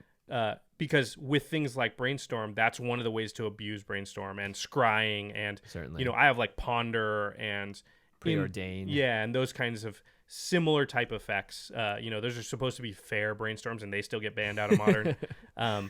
Certainly. The next one is Past in Flames. This card is a win condition in this deck. It's like sort of insane. This deck will play 2 of this kind of card specifically because another one was printed with Mizzix. Yep. Called Mizzix's Mastery. But Past in Flames is sort of the original. We'll talk about Mizzix Mastery because I took it out. Josh. Well, I have all X spells. We talked about it. Yeah, that's true. Go ahead. Past in Flames, 3 in a red. I believe it's Olivia Voldaren cheersing an entire town or church burning down. It's like she set an entire town on fire and she's drinking a goblet of blood. Goblet of blood, and like and like giving the cheer. Yeah, she's like, Yeah, it's great. Sorcery speed, 3 in a red. Each instant and sorcery card in your graveyard gains flashback until end of turn. The flashback cost is equal to its mana cost. So flashback says you may cast this card from your graveyard for its flashback cost, then you exile it. So this turns your entire graveyard on, and you can basically cast your spells one last time. And Passive Flames is great because this spell itself also has flashback. So for 3 in a red, you can do it once. When it's in the graveyard, you can play 4 in a red, and you get a go past in flames. Go to the past. it's insanity because Mizzix's experience counters count for past in flames. So most of the time you cast it for 1 red, and it counts for all the spells you cast out of your graveyard. Yep. It's crazy. Most of the times you just play like the turn you play past in flames. Man, tongue twisters like Faith's Fetters. Most of the time you play past in flames, you win that turn. Yeah. Because you have access to all the cards in your hand and all the cards in your graveyard, and you usually do it at a point when Mizzix has 10 or 11 counters, and so everything you're playing is costing just its colored mana. This card is like Yawgmoth's Will, but for blue. And Yawgmoth's Will is essentially the same thing. You can play cards in your graveyard as though they were in your hand. This card's so good. Yeah, especially because you're really just playing instants and sorcery. So Passive Flames is excellent. Next up, Snap Daddy. Oh, Snappy. Snapcaster Mage. And this goes right in line with Jace Vryn's Prodigy. Snapcaster Mage it's up there in price now, but it's a great card. It's 1 in the blue for a creature, human wizard, 2/1 with flash. When Snapcaster Mage enters the battlefield, target instant or sorcery card in your graveyard gains flashback until end of turn. The flashback cost is equal to its mana cost. It's super strong because a lot of times you just flash it in, counter something. Also, if you have Capsize in your hand, you can bring it back to your hand. Oh, gosh. And keep doing that. Yep. Super, super strong. One of the great 2-drops ever created. Maybe the best. Definitely the best blue one. Although this next guy gives him a run for his money. Yeah. So Jace Vryn's Prodigy, another super expensive card. Just I'm hooking sure it up you've in heard of blue. it. Yeah. It's 1 in a blue for an 0/2. Jace is a looter, so you can tap Jace, draw a card, then discard a card. And then if there are 5 or more cards in your graveyard, you flip the card over. So it's a dual face Planeswalker. And the Planeswalker side is Jace, Telepath, Unbound, who starts with 5 loyalty. The +1 is target creature gets -2, -0 until your next turn. Not going to use that one a lot. You're going to use this next one more. -3 is you may cast target instant or sorcery spell from your graveyard this turn. If this card would be put into your graveyard this turn, exile it instead. Yeah, it's like Snapcaster Mage. It only works on your turn, so it's sort of a sorcery speed Snapcaster Mage rather than a flash speed Snapcaster Mage. It's still very, very good. Again, these work really well with buyback because if you happen to have used Capsize or Reiterate, I don't know why you would, but if you had to discard it or something, you can actually snap it back but pay its buyback and it goes back to your hands. Yeah, and it never hits the graveyard, so it never gets exiled when you flash it back. So that's a very powerful use. Again, you can do things like Capsize your Jace Telepath Unbound if it's about to die and then play Jace again. Now, specifically, Snapcaster Mage will still exile it, but Jace will not. Jace will not, yeah. These are... We both only have 3 creatures, and 2 of them are Snapcaster Mage and Jace, and the other ones we'll talk about in the different cards category. Yeah, so cards that differed. Well, I guess we both have Command Tower. Oh, Command Beacon. Beacon, yeah, Command Beacon. I wanted to talk about this because we both chose to put Command Beacon in this deck. This is one of the best lands in the deck by far. Especially for these specific colors, you just need this effect. Yeah, go ahead. I think once people realize that Mizzix is dangerous, they'll just try to kill her at any cost. They'll just do whatever they can. They don't care. I mean, they'll get rid of her because once she goes off, it's so hard to stop. So Command Beacon is a new land that was printed in Commander in 2015. You can tap it for colorless. You can also tap it and sacrifice it to put your commander into your hand from the command zone. So at a certain point, if people are just like, we have to keep killing Mizzix, it costs 10 to put her out. You don't have that mana. Command Beacon just makes her cost 4 again. Ding, ding, ding. Ding, ding, ding. It's pretty freaking great. Because, come home. Like you said, one of the ways to, and we'll talk about this in the how to beat this deck section, but one of the ways is to just be on top of destroying Mizzix as soon as she pops out every time. Yeah, absolutely. If the whole table decides to do that, if they do that 3 or 4 times, then Mizzix is so expensive and you're in blue and red. Like, it's not like you're going to really have 15 mana. So Command Beacon can sort of like get you one quote-unquote free cast, and you might be able to, even once you're at enough mana, do it, cast Mizzix, and then respond with enough spells that same turn to get enough experience counters to sort of stabilize. Yep. Command Beacon's so good. It's going to go in so many decks. I hope they reprint it again because it's going to get. I really hope so too. It's kind of the thing. I would rather have that than Soul Ring in every deck, honestly, at this point, because I have a lot of Soul Rings. I don't have many Command Beacons. We'll talk about Soul Ring here because I'm on the fence about keeping it in my Mizzix deck, and it's pretty crazy. I just love ramp in this deck. I can't help it. No, it's very good. I just don't like ramp that gives me colorless. Right. Because it doesn't actually do much. Right, because a lot of times you're going to be like, I need to make blue or red right now. I find so many times the Soul Ring, all I can use it for is like a couple extra cards from a Brain Geyser. But if I'm already drawing 12, I don't care if I'm drawing 14. And Good point. Yeah, it's pretty interesting. In fact, one thing I'll say about this deck is it really challenged my suppositions about like what cards were must includes in all decks. Right. I mean, I had Sensei's Divining Top early on in there. I had things like we're going to go into this next category, but I had like Rhystic Study. You probably threw Fate Stitcher in there. I had Fate Stitcher. I mean, it was in the pile. Swan Song. These are cards that I put in. You took Swan Song out? Yeah. I kept that in. To me, Swan Song was just a worse Syncopate. Oh, yeah, I can see that. For me, it was more, it can either trigger the ability, and it's also like if you have 5 mana, you can pretty safely cast Mizzix. Right. That's true. Okay, so, well, this is interesting because we're going to get into the cards that we differed on. So, cards that Jimmy had that I didn't, or I had that Jimmy didn't. So, the first one I put from Jimmy's list is Counterspell. I had Counterspell in my pile. I took it out. I actually took out, for me, as many cards as I could that had multiple colors in their casting costs. I wanted, like, to me, again, Counterspell was just a worse Syncopate. Syncopate, I keep saying, so I should. It's just an X counterspell. It's one of those counterspells. You pay blue and X, and you counter target spell unless its controller pays X. So with Mizzix, if Mizzix has 6 counters, then you just need a blue, and they have to pay 6 more for their spell. Right. And also, it makes sense because if you have a card like Capsize in there, you want to use that as much as possible because you can buy it back, and it'll cost you the same as counterspell, essentially, Right. blue. So you definitely want to make sure you save on that. And that I think is actually a very pertinent thing because, like, look, you're saving a lot in colorless mana, but at the end of the day, if you don't have the colored mana to do stuff, then, boy, you're going to be caught. You're going to be caught in it. You're going to be caught. You're going to be caught. Rhystic Study we talked about. This was I just replaced it with, like... more card draw. Brain Geyser, basically. Right. I decided that it was basically doing the same job as Brain Geyser. And, when we talked about what I thought was the best card in the deck, I think the second best card of the deck is probably Stroke of Genius.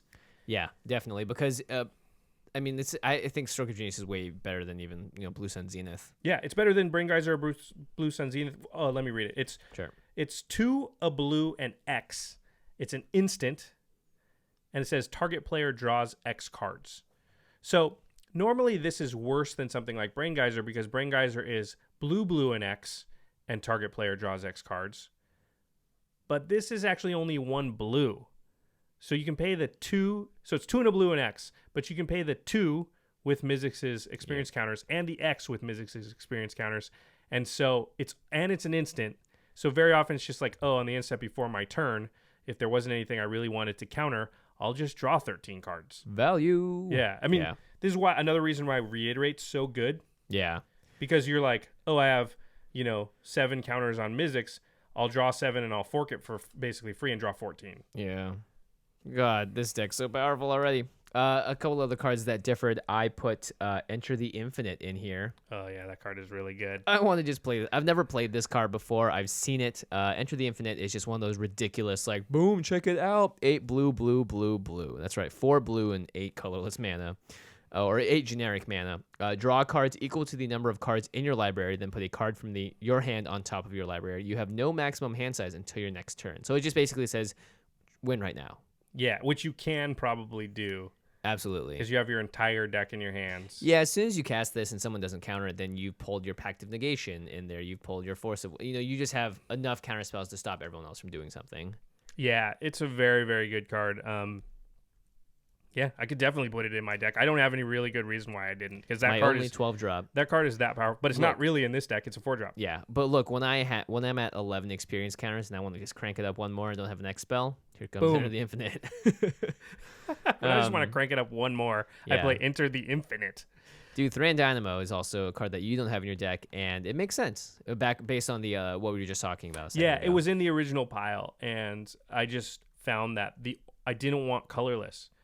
I put Thought Vessel in because it maximum hand size, so that made it worth it. And like I said, I'm literally considering taking Soul Ring out of the deck because as I goldfish and as I play it, I just find that Soul Ring is just sort of bleh a lot of the time. You can't beat that turn 1 Soul Ring, though, into it's a so turn powerful. 2 freaking Mizzix. Oh That's my the gosh. one reason to keep it is because on those games where you do that. But really, the deck is so powerful that I don't know that it needs that. Yeah. That game, is that game going to be any fun? I mean, I'm just going to win that game for sure. Well, unless you don't have a card draw spell. Yeah, true. Or a cantrip.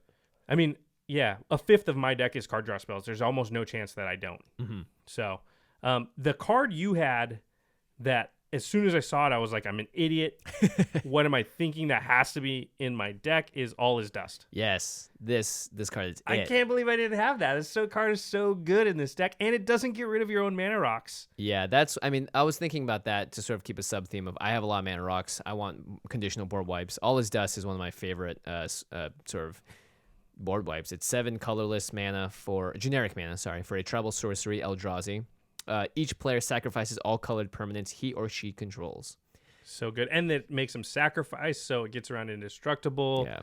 Yeah. Man, this card. I need it. I need it in there. I'm just dumb.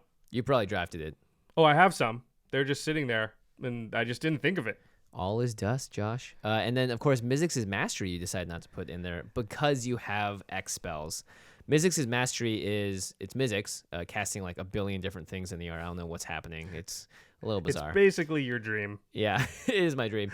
It's 3 in a red for a sorcery. Exile target card that's an instant or sorcery from your graveyard. For each card exiled this way, copy it, and you may cast the copy without paying its mana cost, and then you exile this sorcery. And it says for each card, because you can overload this spell for 5 red, red, red. That's Insurrection, right? Yep. But, of course, if you have Mizzix out with 5, it just costs red, red, red. And you can basically copy every single card in your graveyard for free and cast it for free without paying the mana cost. Yeah, so you just take your entire graveyard and you cast all of it. All of it. For free. Timmy. That's insanity. Pretty sure that wins the game on the spot every time you do it. Now, in my deck, I decided not to put it in because I have like 20 X spells. Yeah, and those X spells will get cast for free and they will actually do be nothing. 0. Correct. Yeah. So like all the Brain Geysers and the Stroke of Geniuses and the Earthquakes and all the X counter spells, it does nothing with any of that. So, and my win conditions are the Rolling Earthquake and the Earthquake. So that's the only reason I didn't put it in, because objectively that card is super powerful. And in your deck, it's absolutely correct to have it in there. Why, thank you.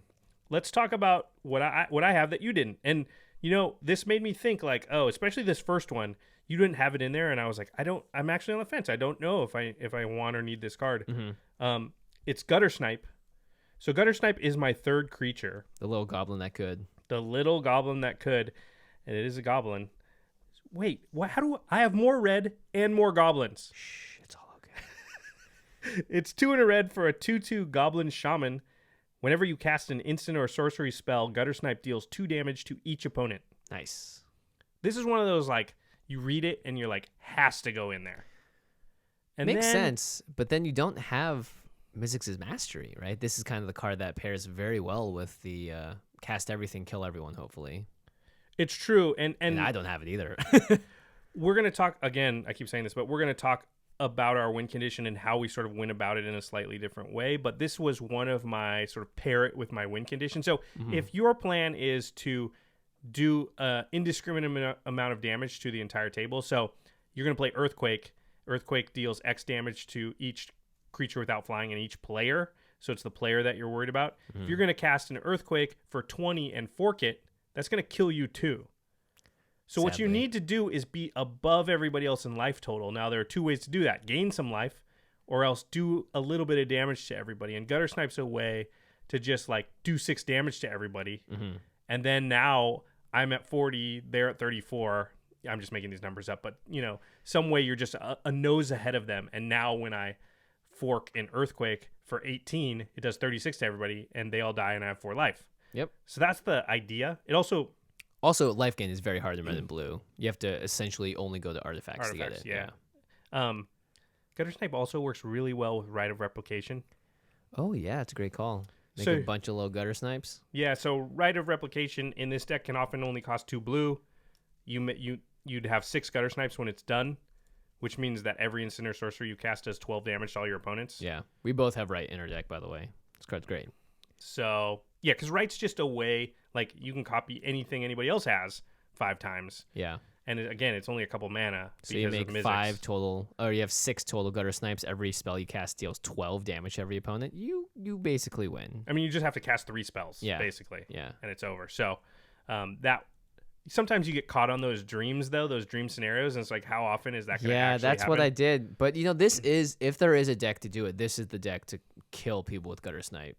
And it is also a deck where you're routinely going to see like 70% of your deck. Mm-hmm. So every time I played it, I was down to about 20 or 30 cards in the deck. You just draw that amount of cards. So when you're doing that, finding 2 specific pieces is not as crazy. Right. So I don't know. I could definitely lose it, and you're definitely making me think about taking it out. We'll see. We talked about the X counter spells, which I have a lot of. Do you have any? I don't believe so. I have Spell Burst. Oh, gosh. Oh, we got to read this.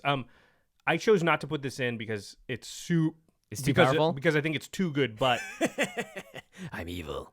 But it is so good that like you should put it in. We should just read it because I mean, if you're building a Mizzix deck and you don't have conscience issues, then Spellburst should go in there. I should really put it in because the deck's already mean enough. Yeah, right. And for some reason, that was where I drew the line. I don't know why. Just turn the dagger, Spellburst X in the blue for an instant. Buyback 3. There you go. Counter target spell with converted mana cost X. So it's an X spell with buyback. Yeah, and you can pretty much, unless they're dropping like 13 mana spell, 10 mana spells or whatever, you can pretty much counter anything after you get 5 or 6 experience counters on Mizzix. It's insane. And you can buy it back too. So if it's like a 2 mana spell, you can buy it back if you have 5 experience. It's just insane. It's not that hard to get up to 10 to 12 experience counters on Mizzix. It gets harder after that. And it's not super easy, but once you get up to 10 or 12 experience counters on Mizzix, you can literally counter everything. They have to play. What costs more than 10 mana? Like one of the Ulamogs, like Pathrazor Ulamog or something. Like there's a couple Eldrazi, Blightsteel Colossus, but even then you could still do it. Yeah. Because you actually still have mana. Mm-hmm. So you just add, you're like, oh, I might have to tap 2 mountains and an island. Yeah, the buyback is really what's just ridiculous about that card. It's broken. That's a table lock a lot of the time. Yeah, absolutely. We talked about that I have a lot more of the 1 mana cost Ponder, Preordain, Jataxian Probe stuff. Yeah, Jataxian Probe. I was thinking about that. I was like, that's good because, again, if you can cast it for a card that you can always cast for free anyway is great, So Jataxian Probe is a sorcery. It costs 1 Phyrexian blue mana. You look at target opponent's hand and you draw a card. So you just always replaces itself. Yep, so you just pay 2 life, look at somebody's hand, put an experience counter on Mizzix if Mizzix doesn't have any, and then draw a card. This is actually the kind of deck that may want to do that as well because you need to know, you're going to have to balance out who you're going to counter because you won't be able to counter everyone in the beginning. So being able to know, okay, this person has a problem because they have this may actually help you politically. That's a really good point. It is the type of deck that will actually care what's in an opponent's hand. Everyone play with your hands up because Mizzix doesn't care. Because Mizzix don't care. She's casting it anyway. And you do have a lot more fork effects. And that's something that I actually actively took out of the deck when I was trimming it. I kept looking at the fork effects and thinking, you know what? I'm not running as heavy X spells to kill everyone. And I think I should be able to do it without the extreme number of fork spells. Because I also had Echo Mage and stuff in there originally. And I just sort of took those out. I'm actually thinking about taking one out. So right now you just have Reiterate, and I have Reiterate, Howl of the Horde, and Increasing Vengeance. Increasing Vengeance is fork, but for your own things, and then it has flashback. Mm-hmm. I'm thinking about taking that one out. Yeah, it's right there because it has all the signposts of this is good in this deck, but it's sometimes not because you don't want to flash it back, right? You don't generally. You might. It's what I find myself doing most of the time with it is discarding it. And then flashing it back really late in the game. That's smart. So it's pretty good at that because very often you draw so many cards in this deck and you don't have a Reliquary Tower, a Thought Vessel. I also have a Avenger's Journal. But if you don't have one of those, then early on, it's funny to be talking about discarding your hand. But early on, you might have like 9 cards in your hand and just be discarding. And it's good to have some flashback spells so you're not really discarding those. Certainly. But on the other hand, I haven't found that I'm ever like, boy, I wish I had another fork spell. Howl of the Horde is great because it only costs 1 red. Yeah, and I like how too because it sometimes Mizzix just swings and be like, deal with it. Or snap. Or That's what I yeah. find. You snap something, and then the snap's just sitting there, and you wait until you have Howl the Horde, and then you attack with snap so that you snap basically becomes a fork, basically. Yeah. That There's instance. another build of this deck, I think, that and my deck had bits of this before I took it out entirely, which is like Deadeye Navigator, Mnemonic Wall, Archaeomancer, and just basically have recursion value on these enter the battlefield Charmbreaker abilities. Devils. Yeah. Those kind of things that like continuously recurse stuff out of your graveyard, and then you just cast a few spells over and over. I think that's definitely a way you can go. Yeah. My issue is creatures don't get the discount from Mizzix, and I feel like every time I play a spell that's not getting the discount from Mizzix, I'm not maximizing. Yeah. This deck there are lots of cool ways to play it and to build it, so I'm excited to see what you guys come up with as well. Us, listeners. We have another category here we're calling filling the same role but with different cards. So we had a lot of stuff that was like we both said, oh, I want one or two extra turn cards. Mm-hmm. You have two, I have one. I have Time Warp, you have Time Stretch. I could take 2 turns. Yeah, Time Stretch is 8 and 2 blue, but you get 2 turns, and Time Warp is 3 and 2 blue, and you get 1 turn. Yeah, I think I place. If you look at the CMC as well, I place a little more emphasis on having spells that cost higher, just in case you had a ton of experience counters. I also played a Walk the Aeons, which is a buyback, take extra turns. Oh, you have 3. Yeah, I forgot about it. And you can sacrifice 3 islands to buy it back. It's rough, but I think if you if you really need to, you can totally do it. If it means you're gonna win, then you don't have three to do it. islands You is just not a big can. deal. Yeah, exactly. I think that Time Stretch. I'm thinking about switching out my Time Warp for Time Stretch because Why not have both? and so often if you're just sitting there and Mizzix has 7 or 8 counters, then it actually costs the same as Time Warp. So yeah, I find most of the time when I play Time Warp, I'm like reiterating it like 3 times. Yeah. So it doesn't really matter. That's a game winner again. But sometimes I was Time Warping on turn like 4 just to like get another draw step so that when I draw a bunch of cards here with Braingeyser or whatever, I'm not left open. It's basically just another way to it's basically like Prophet of Kruphix almost. I just play Time Warp just so that I can draw a bunch of cards and then untap my mana. Yeah, exactly. Being able to untap in this deck is really where you want to be at. And I think extra turns is something you could definitely build way more around. You totally could. I just had a little splash in here because, again, extra turns to me is not that interesting unless you just use the turn to win, which is like, cool, sure. Yeah, it's not I've never been an extra turn player. We've talked about this before. Just the like take 17 extra turns. It's just, I've been on the other side of that and it's just not fun for everybody. So I also think there's a really cool build of this deck that's like with Duretti and all about artifacts and abusing that and using that to power out some crazy stuff. Interesting.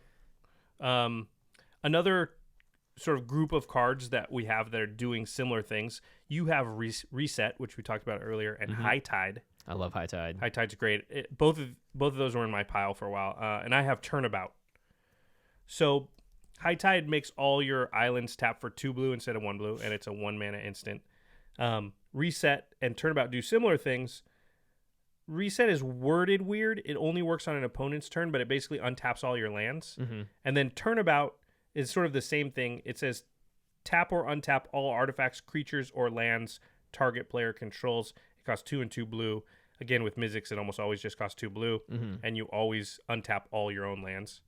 This is what we were talking about, goes infinite with Reiterate, because you tap and float the mana, Reiterate infinite times. In response to untapping, you tap it again and Reiterate again, and you can create infinite mana. It's just, like you said, having all your mana open. If you have Mizzix with 5 or 6 counters and all your mana open, there's nothing you can't handle. Nothing. It's only when your mana's tapped. That's the only time you're worried. Yep. So again, because we're doing a bunch of damage to yourself as some of our win conditions, we both have ways that we're not going to die. This was really interesting because we both came to the same conclusion as far as like, I want to cast an Earthquake and win. And then we both came to totally different ways to then survive our own Earthquake. Yeah.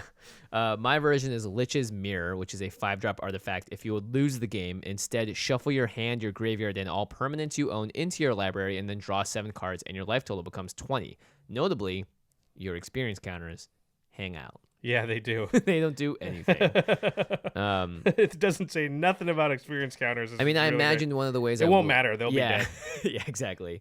One of the ways I imagine I win the game is I play an extra turn card in Lich's Mirror, and then the next turn just do the thing to kill everyone. Yeah. You Yeah. know? Yeah, exactly. You play it out. Everyone's like, okay. Because Lich's Mirror is not something that It's not frightens you because it doesn't do anything to you. Mm-hmm. It's only in the case that they're going to die, which usually you're not about to. Yeah. Yeah, I like that one. And then Platinum Angel's your other one. Yeah, you can't lose the game, and your opponents can't win the game. So pretty cool. And it's also a 7-mana 4/4. The only problem with this guy is that it's a 7-mana spell that can't get reduced by other stuff. So it's It's a little dicey, but dicey. We did not mention we both have Vidalcan Orrery and Leyline of Anticipation in. Yes, you want to be flashing stuff in. What you really want to do is have Platinum Angel and then flash it in on the end step before your turn, untap, and then win.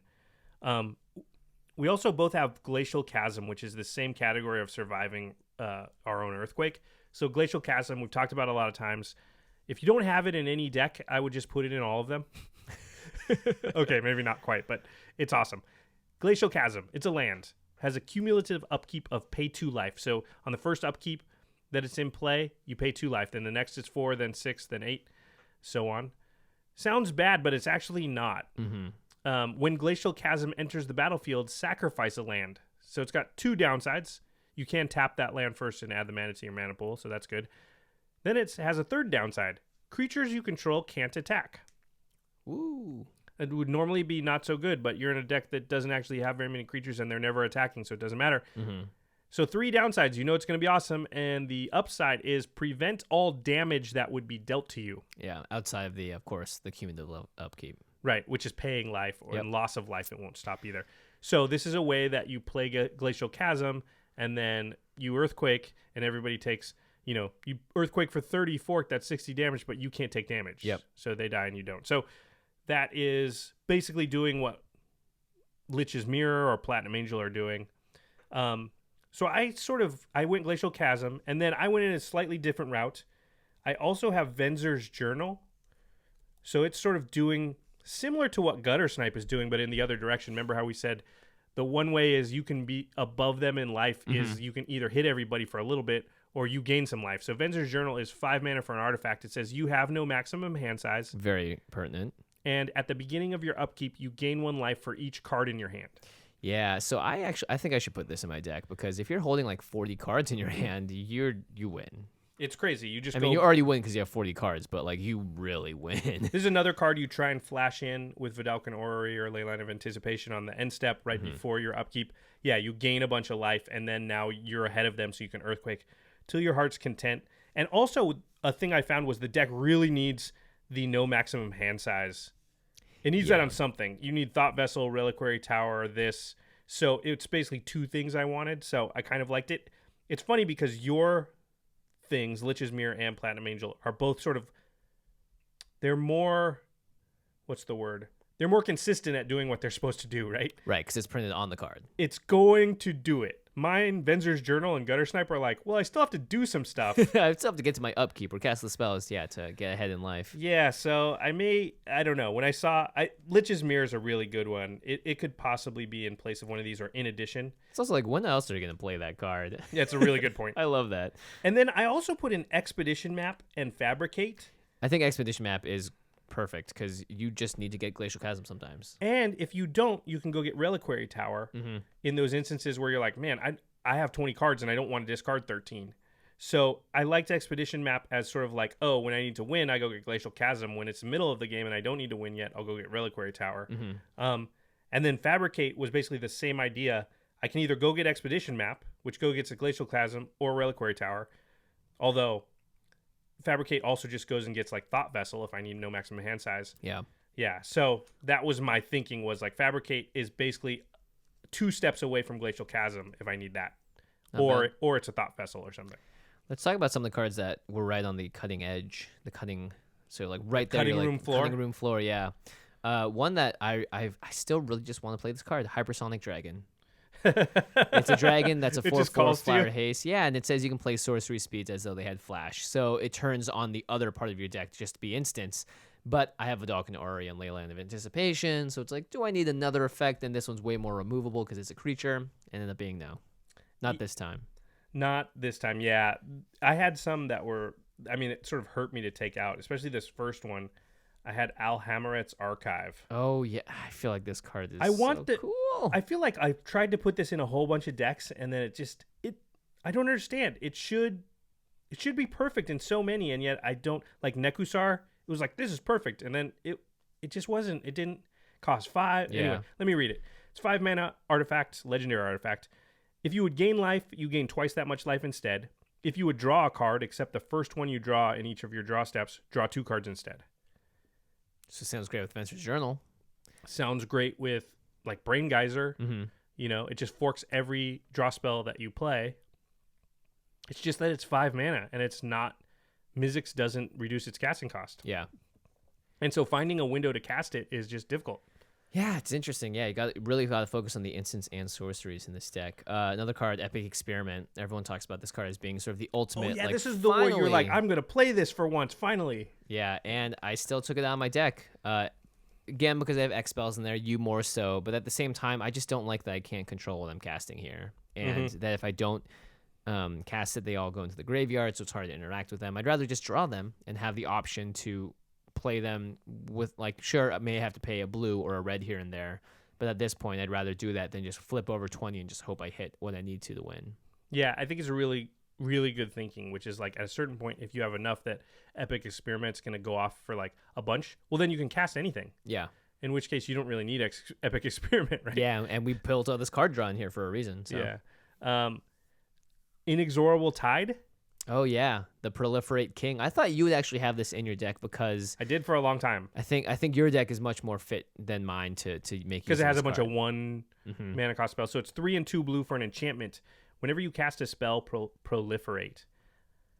The hard thing is just finding a window when you can cast this. It's 5 mana and Mizzix doesn't reduce it. So yeah, the one thing about this deck I found is that you basically never want to leave Mizzix vulnerable. And Mizzix is vulnerable when you're tapped out. Yeah. So when are you playing Inexorable Tide?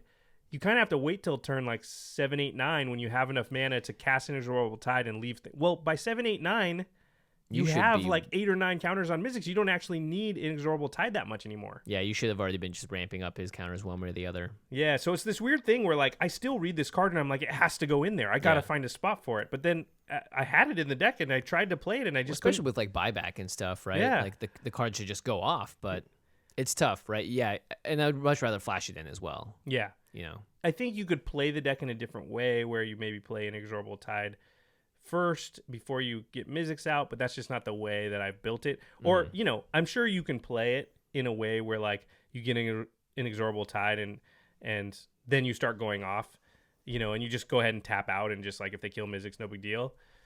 Yeah, I don't know. This card is really good. I can't believe it's not in there. Yeah, and the last card I'll talk about that I cut out that was right on the edge was Tauron Sky Summoner. 2 blue for a 2/2 Merfolk Wizard legendary creature. Whenever you cast an instant or sorcery spell, you put a 2/2 blue Drake creature token with flying onto the battlefield. Their whole deck's built around him and just counter spells. I think we both probably had this in there for a long time because Craig, our friend, is in our playgroup, has a very powerful Tauron deck. Well, it's also just like, hey, like, how am I going to die? People are going to just attack me. Right. Tauron Yep. makes blockers, and I can chip their life totals down. But I don't know. I feel like Mizzix is not concerned. She'll figure a way out. It's the same reason why Inexorable Tide's not good. Where do you find the window to just spend 4 mana? Sorcery speed. Yeah, on the creature. Yeah, it just turns off so... Like, a lot of times you do that, and you're like, now all the cards in my hand have no purpose because they're counter spells, they're instants. Yeah. Yeah. It's a good card, though. Okay. It's a tough one. This last one I may yet put in, and the Azuri deck definitely will think about this same card. With the experience counter commanders, this card is broken. Mm-hmm. It's Sakashima the Imposter. Yeah. Sakashima is very unique. So Sakashima the Imposter is 2 and 2 blue for a 3/1 human rogue. Legendary creature, so there are Sakashima decks. As Sakashima the Imposter comes into play, you may choose a creature in play. If you do, Sakashima comes into play as a copy of that creature, except its name is still Sakashima the Imposter. It's still legendary, and it gains pay 2 and 2 blue, return Sakashima the Imposter to its owner's hand. That last part's interesting, but not as great. Yeah. This is a way at the beginning of the next end. This is a way to clone a legendary creature. Yeah, and have the effects happen twice. And have both of them out there at the same time. Oh because my gosh. Sakashima is still separate, just has the same text box. Which means what happens if you have Mizzix? If you have Mizzix, and let's say you've got 7 counters, Sakashima also is out and also triggers. So if you play an X spell, you would actually get 2 experience counters. Yeah, you have 14 and instead it's all, of 7. Yes, exactly. And it's That's it. That's game over. I mean, that seems crazy. Izuri, same thing. Imagine it just said 4 blue sorcery speed, double the experience counters you have. Yeah. Right? Yeah. It's pretty. It's even better than that because it will stay there as long as Sakashima stays out. Yeah. Yeah, it's right, because they can get rid of Izuri and you still have a Sakashima that is basically the same thing. Yeah, Mizzix, and it can protect itself too in kind of a way. It can flicker itself at least. Yeah, this card should be at least in the pile to think about for all the blue generals with experience counters. I know there's a lot of people out there and they're making the decks with all 5 of them or maybe 3 of them. Yeah, I definitely want to do a 5 color. Yeah, I think the Marin, Izuri, the Marin and Izuri one go together pretty well. Yeah. Mizzix and Izuri not as much because that'd be the teamer one because one wants creatures and one wants instants and sorceries, but Izuri could use like instants and sorceries that make tokens. Oh yeah, certainly. And that's a crossover. So Sakashima should definitely be considered, especially if you're gonna have 2 or more experience counter generals in your deck. Watch it. We just triggered a buyout in Sakashima the Imposter. It's a really good card. Buy them now before people, I don't know, listen to this podcast. Haha, I have until next Tuesday to do it. Haha. That's like what's that? It's like insider trading, Jimmy. Oh shoot. I'm controlling the market, huh? We forgot to add in this next category, but we should, and so we're just gonna do it off the cuff here. It's how do you beat this deck? Oh yeah. Instant speed removal and just hope to catch them off guard. I think there's actually a few ways. Mine is like wait for them to spend all their mana on a card draw spell at the end of someone's turn and then do something. Yeah, I think in response to like they tap out for Brain Geyser. Sorry, that wouldn't work. Stroke of Genius on somebody's end step. Then you Sword Plowshares. That's a good way. I mean, just being on top of it early.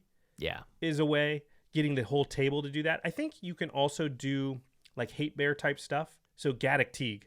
Turn off the whole thing. Yeah. And not the whole thing, but a large portion of the deck. Cards like Nulamog, because it's on cast, right? You can't stop that effect from happening to kill. It's really to get good. Rid of Mizzix. Boseiju, other things that make your spells uncounterable are a good way to get through. Split Second is a good way to get through. Like Sudden Shock is that the Split Second Shock? Will kill Mizzix. So that's a way to do it. I think also like things that sort of tax or add additional cost to spells, or like Grand Abolisher says nobody can play spells during your turn. The new one of the Dramokas, the Dragon Lord Dramoka. Dragon Lord Dramoka. Those kind of effects are really good. So if you see a Mizzix in your playgroup, start playing those type of cards that sort of keep players from playing instants during other people's turns. Yeah, Split Second is really the big one. Split Second's big. Price of Glory, which is whenever you tap a mana during somebody else's turn, you have to sacrifice that mana. Yeah. Stuff like that, where you basically say, nope, you can only play spells during your turn. That will definitely curtail a lot of Mizzix shenanigans. Yeah, and if you're able to get a creature out like Shieldred to force them to sacrifice, that's even tougher because it's like that's a 7 mana card, and Mizzix should be out and ready to rock before then. So it's tough. Yeah, it's definitely a tough deck to combat, but there are tools to do it. So if there's a strong one in your meta, and most of those cards are cheap. I mean, Gaddock Teague is not super expensive, and these cards like Grand Abolisher are not super expensive. Huge problems for the deck, though, for sure. Yeah, so there you go. There's some tips on how to beat this deck. Yeah, I can't wait to build mine and win some games. Win some games. All right. Well, that was a deep look into both Josh and my creations for Mizzix of the something Izmagnus. That's right. I think I got it. Let's move on to the end step. Let's get out of this topic. No, we got to announce the Oh, winners. that's right. Let's move on to the end step. In response, In we're gonna response, announce the Del Rey winners. Spectra. We should say thank you, Del Rey Spectra, for giving away these Yes, books. And make sure absolutely. you check out their new TV show on MTV called The Shannara Chronicles. And it starts on January 5th. There's a trailer already out for it. It looks really cool. It's Looks really pretty good. cool. It's high fantasy, Yeah. basically. It could be like the next Game of Thrones. You never know. And you could be the guy that said, "I read the book already." I could be that You can tell hipster. all your friends, That'd be awesome. guy or gal. All right. So we culled these answers from email, YouTube comments, Rocket Jump comments, and on Twitter. Put them all into a number random generator, hit the button a couple of times, lined it up, and we've got some winners across the board. Remember, if you hear your name, you've won a copy of Elfstones of Shannara. All you have to do is email us your mailing address. You email commandcast@rocketjump.com. So if you hear your name, your address, commandcast@rocketjump.com. Here we go. All Wait, right. Terry, Huh? drum roll, please. Oh, I'm not Terry. You can do it. I'm motorboating. All right, here we go. Our first winner is Lindsay Yoshiko Nagatani, who sent in an email. Congrats. Our second winner is Carrie Teague, also sent in an email. And our third email winner is Jesse Eaton, Eaton. Our fourth is Quartzian. Quartzian. QWERTZYAN on YouTube. You almost didn't win because your name was too hard to pronounce. Just kidding. But the random number generator made it so we had to choose you. Thank you, random number generator. thank you. Quartzian on YouTube. Next up from YouTube as well, Craig Strong, Kraig Strong. Oh, sure, you get the tough ones. From the Rocket... Craig Strong is like, great. 2 syllables. Craig Strong has the best superhero name ever, by the way. Yeah, for sure. Okay, from the Rocket Jump page in the comment section, Ramiro Gomez. Nice. Any relation to Ramiro de Pietro? Who knows? Maybe. We also have John Wilder at Rocket Jump. And then from Twitter, we have Sammy at Shoranos. Shoranos. And then we have Brian Dawes at MTG Lord of Leaves. And then our final winner, Cameron Turner at Cam Turner. Very nice. Congrats again, guys. Email us at commandcast@rocketjump.com. We'll get back to you, and we'll make sure that Del Rey gets your free copies of Elfstones of Shannara to you. Very excited. And definitely after you've checked out the book, after you've read it, well, I want to hear how you like it. So Yeah, tweet at us. Let us tweet know. at us and let us know. Okay, now it's time for the end step, Woo-wee. where we talk about something cool outside the world of magic. I had something cool happen this week, Jimmy. You entered an alternate dimension. No, that wasn't cool.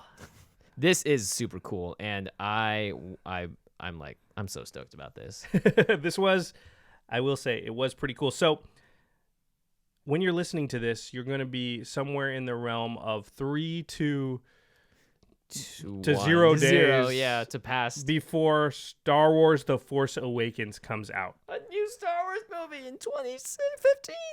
It's pretty insane. I'm not able to talk about this very much, and it's why we haven't mentioned it on the show. But something cool that happened is I work on movie trailers. I think a lot of you know, and I've been working on Star Wars The Force Awakens. If you follow me on Twitter, you probably know that. And I had a trailer for the movie. It was the official China trailer. Awesome. So if you're online and you either YouTube or Google whatever Star Wars China trailer, you'll see it. It's mine. It starts with a Chinese guy with a lightsaber talking, and then it goes into the trailer. The trailer's actually in English. It just has Chinese subtitles. Mm-hmm. A lot of you have probably seen it. Those that haven't, definitely check it out. If you're worried about spoilers, then I totally understand. If you don't until after you've seen the movie, it's not super spoilerific, despite what the media is saying. But Yeah, I no, get it's it. funny. It's the hyperbole is out of control. It's because you did a really good job editing it. It reveals things, but maybe it doesn't. Who knows? But maybe it doesn't. Yep. Again, I can't talk much about it because I've signed a whole book full of non-disclosure agreements.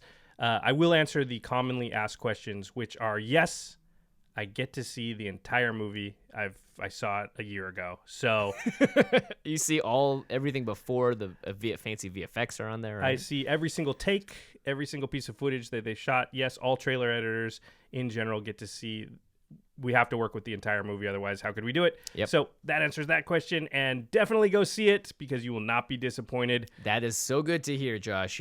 I can't believe I'm hearing those words right now because, oh boy, we've been scorned, haven't we?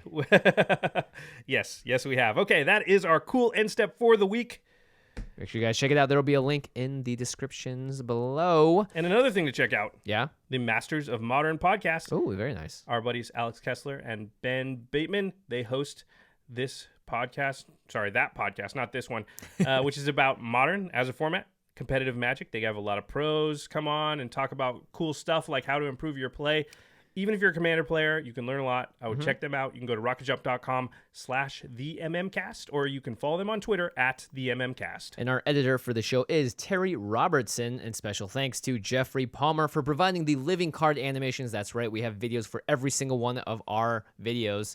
Or podcasts. Our YouTube channel went dark. Oh yeah, we had a loss of service temporarily. We should Yeah. at least address that. I don't know. There's some big misunderstanding with YouTube. Yeah, apparently we had repeated violations of the community guidelines. Someone thought, or the algorithm. So what happens is someone can report a video, and someone may have done this aggressively. Who knows?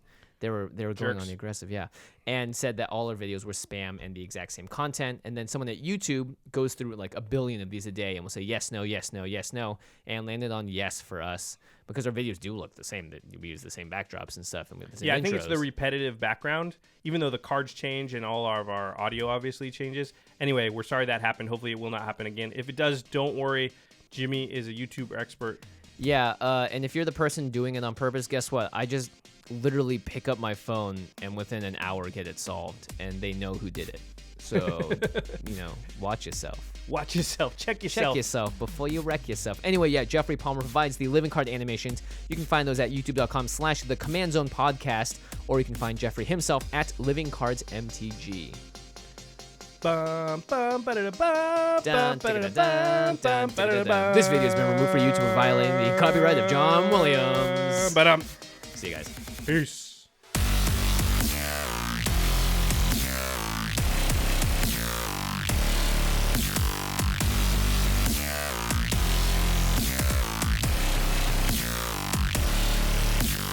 Thank you for your attention. For further inquiries, send an email to commandcast@rocketjump.com or ask us on Twitter @JFWong and @JoshLeeQuai. See you later, alligator. Greetings, humans.